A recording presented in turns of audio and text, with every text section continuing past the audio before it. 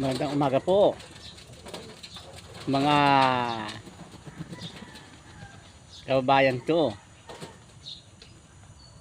Ako po ay narito naman po ang albularyo ng Kalaban dahil po sa marami ang nagtatanong sa akin na kung ano raw po ang gamot sa mga nasukan ng dugo na herbal. Herbal po ang igagamot, kung ano daw pong herbal, at yung sakasakot sa mga bukol sa loob ng ating katawan na sanhi po ng sintomas ng mga kanser ay akin pong ibabahagi sa inyo at ituturo kung ano po ang gamot sa nasukan ng dugo at sintomas ng kanser bukol sa buong katawan, sa didi, sa mga goiter, ay atin pong ibabahagi. Ito po ay ang pakpaklawin. Ang pakpaklawin po ay isang halaman na tumutubo sa mga kahoy, sa mga baliti, sa malalaking kahoy, at ito po ay makikita sa mga kagubatan. Marami po ito inaandun sa mga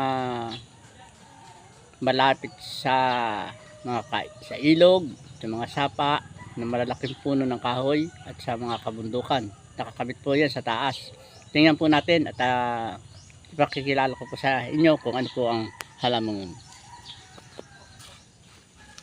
Ito po, yan po ang pakpaklawin. Ito po, ang pakpaklawin po ito ay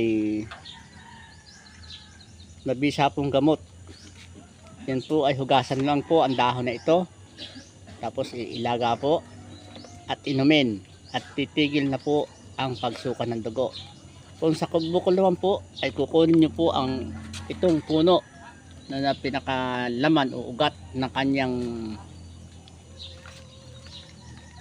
puno, at yun po ay inyong kakayasin at huhugasan po ninyo ng maigi at didikdikin at itatapal po sa bukol. At yung bukol naman po sa loob ng katawan ay ilalaga po, nilalaga po yan at saka po iinumin. Maraming pong salamat. Ito po ang Espiritu Waksim at ang albularyo ng Kalapan ang nagbabahagi sa inyo. Kung sino po man ang may nais at baguhan na gusto makaalam, ay paki-like and share na lang po ang aking video ito at para kayo updated sa channel ko po ito. At yun po namang mga hindi naniniwala ay hindi po para sa inyo ang akin pong YouTube na ito, ang akin pong channel na ito. Ito ay paki-iwasan lang po ninyo doon po sa hindi naniniwala. Doon po naman sa naniniwala at sa hindi doon sa naniniwala po ay maraming pong salamat sa inyo sa inyong pagtangkilik sa akin. Maraming salamat.